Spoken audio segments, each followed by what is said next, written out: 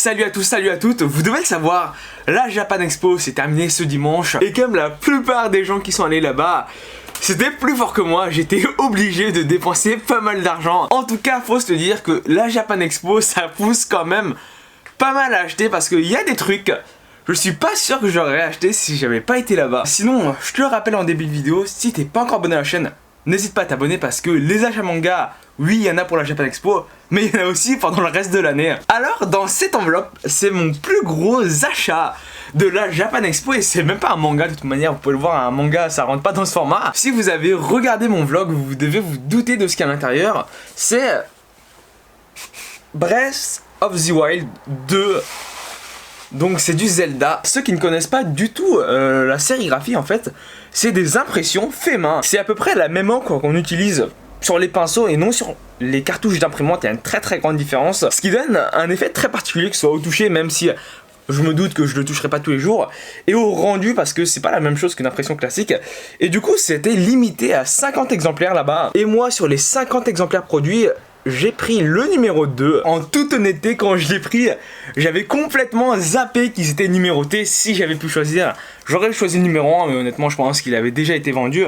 Donc, je l'ai payé 40 € et je pense que c'est un bon prix pour ce que c'est. Vous inquiétez pas, après ça, on s'attaque au manga. Alors là, dans cette enveloppe, c'est l'achat où je me suis le plus posé de questions. Est-ce que j'ai bien fait de l'acheter après l'avoir acheté justement? C'est un marque-page original que j'ai trouvé quand même hyper mignon. Alors là, c'est original au sens propre du terme parce que c'est un marque-page qui a été fait par l'auteur. C'est pas une impression, une sérigraphie, non quoi. C'est vraiment le numéro 1. Après, ils en ont fait des impressions, mais le charme est quand même un peu amoindri puisque moi je voulais de l'originalité. Là je suis servi et c'est un marque-page qui m'a coûté 12 €. Oui, c'est quand même un peu cher. Je vous laisse voir un marque-page original à 12 €. Donc celui-ci je pense que je vais éviter de l'abîmer. Maintenant on va s'attaquer au manga au sens propre du terme.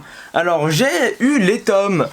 Du coup le tome 3 de Egregor, le tome 1 de Balthazar, je crois que ça se prononce comme ça, le tome 1 de Jormungand et les tomes 1 et 2 du manga Les 7 Ninjas Défus par le même auteur que Shiguryu. Par rapport au manga Egregor, faut savoir que j'ai eu la chance de rencontrer l'auteur et le mangaka qui m'a fait une dédicace sur le manga. Ici on a la signature du dessinateur et là on a la signature de l'auteur parce que du coup ils sont deux et ils étaient tous les deux présents et on s'est mis d'accord en fait, on était d'accord de base. Le tome 1 allait un peu trop vite, était un peu je trouve décousu. Le tome 2 on sentait une nette amélioration et il m'a dit que le tome 3, ils sont vraiment contents de ce fameux tome 3 qui a une très belle jaquette. En fait, comme toutes les jaquettes de Egregor, faut se dire que le mangaka est quand même un très bon illustrateur. Par rapport aux autres nouveautés du catalogue de Meian, tout d'abord, les 7 ninjas Défus. Là aussi, j'en profite un peu pour vous montrer la jaquette, mais on peut remarquer que l'auteur a une patte graphique quand même assez particulière. Je vous montre une planche du manga pour que vous puissiez voir le style si particulier de l'auteur. Et ça c'est sans doute la nouveauté du catalogue de Meian qui m'intéresse le plus. Ensuite par rapport aux deux autres licences, Balthazar, graphiquement là aussi j'ai rien à redire dessus et je pense que le manga est vraiment bon. Faut vraiment voir si ça me correspond en fait. Est-ce que le style du manga arrivera à me plaire? Je vous montre quelques pages mais vous pouvez voir que les pages de 1 sont bien remplies. Il n'y a pas de blanc par-ci, blanc par-là. Les traits sont nets et voilà, il y a quand même pas mal de noir et ça fait quand même plaisir. Après Balthazar, de ce que j'ai pu lire, c'est un manga plus sur la stratégie, la guerre, la politique, les complots. Donc même si le dessin est bon, je pense que le plus important là-dedans, c'est vraiment le scénario. Et enfin, le manga où je poserai le plus mes doutes dessus, c'est Jormungand, alors que je pense que des 3 mangas, c'est la plus connue en France. J'ai pas encore lu le manga et je l'ai rapidement feuilleté et je trouve que graphiquement, c'est quand même un peu décevant par rapport au niveau des autres mangas en général. Là, par rapport aux 7 Ninjas Défus et Balthazar, c'est un peu en dessous. Et par rapport à l'animé, c'est bien en dessous parce que l'animé était quand même, voilà, comme le nom l'indique, assez bien animé. Je vous laisse voir des pages du manga de Jormungand, vous pouvez voir que c'est assez brouillon quand même. Donc j'espère que le manga se rattrape quand même sur son scénario. Alors ensuite j'ai acheté un manga que vous connaissez je pense tous, City Hunter, les tomes X, Y et Z. Donc c'est les 3 derniers volumes qui me manquaient pour City Hunter. Alors c'est pas l'arc principal parce que City Hunter, le manga, l'édition de luxe, Sous ce format, ça se termine en 32 volumes, mais ça c'est des volumes bonus. Pour faire simple, en fait, les tomes X et Y, c'est comme des artbooks, et le tome Z, qui est le tout dernier, c'est 4 histoires courtes. On ouvre et on a des illustrations de City Hunter.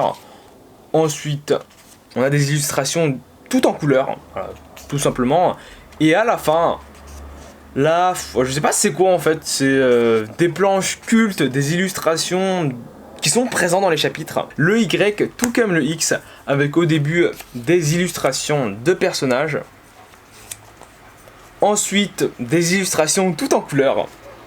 Et enfin, des reprises de planches du manga qui sont quand même très bien illustrées. Et enfin, le tome Z qui là n'a rien d'exceptionnel. C'est 4 petites histoires. Alors, faut savoir qu'une petite histoire, ça dure entre 20 et 25 pages. Donc là-dedans, t'as que 106 pages. Et je trouve ça quand même assez culotté parce que ils vendent ce tome, le Z, à 9,95€ alors qu'il y a 2 fois moins de pages que dans un chapitre classique. Là, c'est le tome 1 de l'édition Deluxe de City Hunter. Et vous pouvez voir qu'il y a quand même une sacrée différence d'épaisseur. Alors que les deux mangas, en fait, coûtent 9,95€ chacun. Le même prix. Pour les tomes XY, encore, je pouvais comprendre le prix. T'as des illustrations, t'as des pages couleurs.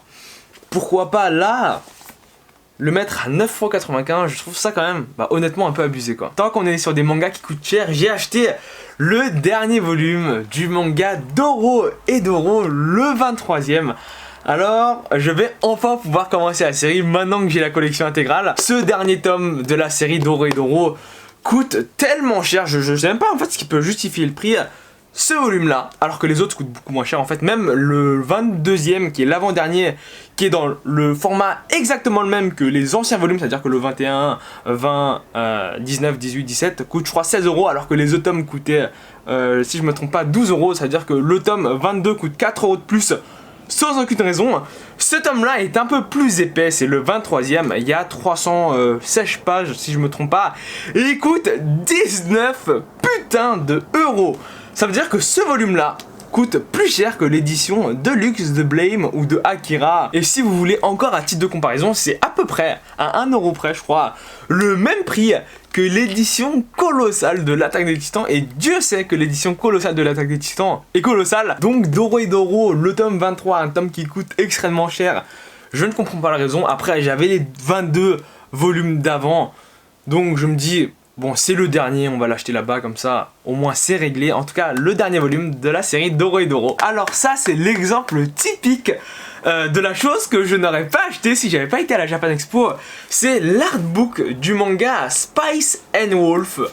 Encore plastifié, donc ça, c'est vraiment cool. Pour vous dire, un artbook comme ça aux éditions Ototo, ça coûte 25€, oui c'est quand même assez cher, alors que l'artbook est quand même, bon c'est comme tous les artbooks, il n'y a pas matière à se plaindre, c'est quand même assez fin. Je vous montre par rapport à un manga classique, mais c'est 2 fois plus fin, il doit avoir 80-90 pages. Après encore heureux, là-dedans il y a des très belles illustrations, c'est en papier glacé et je crois sont toutes en couleur quasiment. Donc je vais vous ouvrir ça pour vous montrer, mais voilà, ça me fait un peu le cœur de l'ouvrir. Après on va pas regarder la couverture pendant 50 ans, c'est les illustrations à l'intérieur qui nous intéressent. Voilà, je vous montre par exemple, hop là, bon. C'est des illustrations, généralement c'est repris du manga, mais de les voir en grand format, de les voir bien imprimés, ça fait quand même vachement plaisir. Ensuite, j'ai acheté le manga Quand la neige m'appelle des éditions Château Château. C'est le premier manga des éditions Château Château dans ma collection. J'ai acheté le manga parce que l'auteur Makoto Aizawa était là-bas pour les dédicaces. Et en plus, j'ai vu que les éditions Château Château avaient obtenu la licence Frankenstein Family. Ensuite, j'ai acheté le tome 14, le dernier de la série du manga Fate Zero. Là aussi, si j'avais pas été à la Japan Expo, j'aurais pas acheté le manga, et c'est bien parce que j'étais là-bas que j'ai acheté le tome 14, parce que j'ai les 13 premiers tomes, je suis pas pressé de les lire, donc j'aurais plutôt essayé de les trouver d'occasion, surtout que le manga est pas spécialement rare et je pense pas qu'il va devenir rare. Mais bon voilà, j'étais là-bas, j'ai vu le tome 14, donc j'ai acheté le tome 14 de Fate Zero, le dernier. On a ensuite 2 mangas que j'ai acheté spécialement pour la dédicace. Tout d'abord le manga, le tome 1 du manga Ultramarine Magmel. Et le deuxième, alors là c'est un délire parce que j'ai acheté le tome 3 du manga Ragna Crimson, alors qu'en fait j'ai pas les 2 premiers. Donc je me suis dit alors soit j'achète le 1 comme ça j'ai le premier volume, soit j'achète le 3 parce que les deux premiers sont logiquement plus faciles à trouver en occasion. Donc j'ai acheté le troisième volume et le dernier actuellement sorti du manga Ragna Crimson. Puis le dernier manga que j'ai acheté, et ça c'est un cas vraiment très particulier, c'est le manga Flair Zero, c'est aux éditions H2T. Donc c'est le premier manga des éditions H2T que je garde dans ma collection parce que The Isolated Zone c'était eux. Mais bon, le manga The Isolated Zone, je l'ai pas gardé dans ma collection. Parmi tous les mangas de la Japan Expo, si vous me demandez pourquoi j'ai acheté le tome 1 du manga Flair Zero et pas un autre manga, en fait c'est assez simple. Parce que j'étais sur le stand du manga H2T et en fait ça c'est la jaquette réversible de base. La jaquette originale, c'est celle-ci. Donc moi je passe devant le stand des éditions H2T, je vois un manga avec cette jaquette, je me dis ouais bon ça fait un peu gamin, je vais même pas feuilleter. Et en fait ils avaient mis quelques planches au-dessus, je me suis dit putain mais en fait le manga est vachement bien dessiné, pourquoi ils ont mis une jaquette comme ça? Par la suite je découvre que du coup il y a une jaquette réversible et que c'est celle-là qui est bien plus belle à mon sens. Donc à ce moment-là, le manga avait quand même un peu piqué ma curiosité. Et là, il y a une personne qui me dit « Ah, et en plus, il y a l'auteur qui est là en dédicace. » Je me suis dit « Bon, bah, je vais acheter le manga, je vais me faire dédicacer. » Surtout que, graphiquement, je trouve que cette jaquette rend beaucoup plus hommage à ce que le manga vaut. Je vous montre un peu les planches, mais je trouve honnêtement qu'il y a un très bon niveau pour du manga. Surtout que c'est pas un mangaka japonais, c'est un mangaka italien. Je me suis dit, je vais découvrir le truc et on verra bien par la suite. Ensuite, pour les goodies, pour l'achat de l'artbook Space and Wolf, j'ai décidé de prendre, alors c'était offert du coup, un poster Monster Musume. Je vous montre ça, ils sont un peu plus petits que je pensais, mais de toute manière, je vais pas les afficher, donc c'est pas bien grave. Là ensuite, je pense qu'il y a certains d'entre vous qui vont être dans l'incompréhension. J'ai acheté, alors là, c'était un poster à 8 € sur le stand de Pika. C'est le poster de Bakemonogatari parce que, en vrai, ils sont quand même pas trop mal. Je vous laisse voir par vous-même, mais ils sont quand même beaucoup plus grands que les posters de Monster Musume.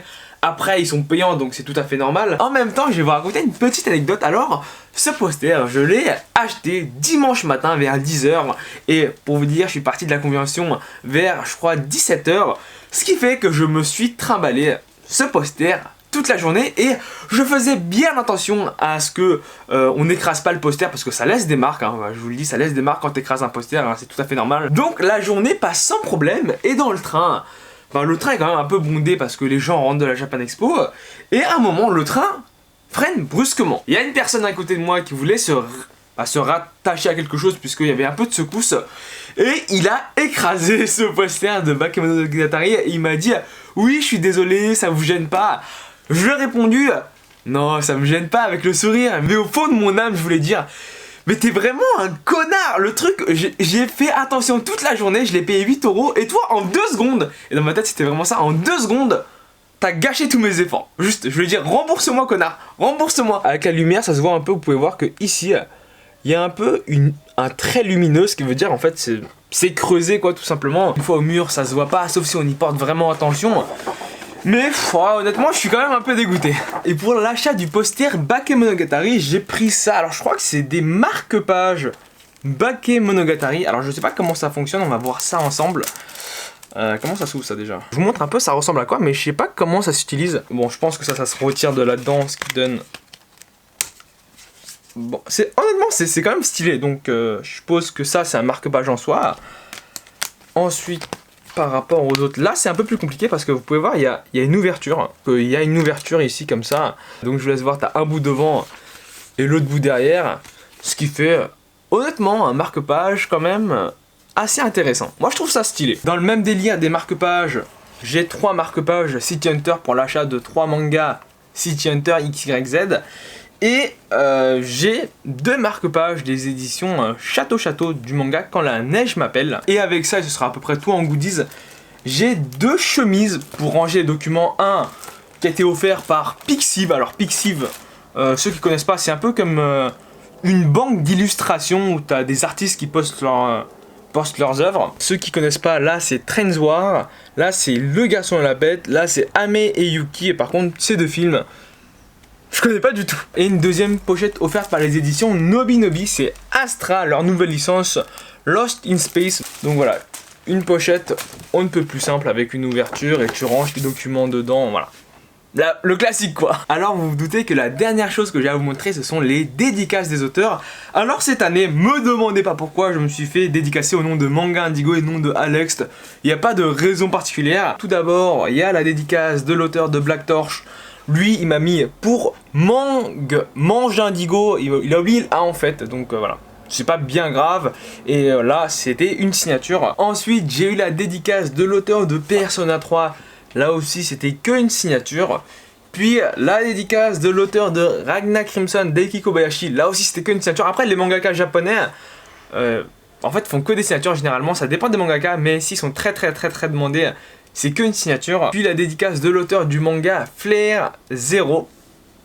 Ensuite la dédicace de l'auteur de Quand la neige m'appelle. C'est drôle parce que quand je monte la dédicace, ma tête s'assombrit, et quand je la retire, ma tête devient plus claire. Donc ça c'est l'auteur du manga Quand la neige m'appelle. Puis finalement la dédicace de l'auteur de Shonen, qui a dit que mon dessin était en préparation, donc normalement j'attends de l'avoir avant l'année prochaine. Et enfin la dédicace du manga Ultra Marine Magmel. Donc un bon paquet de dédicaces. Après j'y suis allé 4 jours, donc j'avais du temps pour faire un peu tout ce que je voulais. J'espère que la vidéo vous a plu. Si c'est le cas, n'hésitez pas à laisser un pouce bleu, n'hésitez pas à vous abonner comme j'ai dit au début de vidéo. En tout cas je vous dis à la prochaine vidéo. Salut!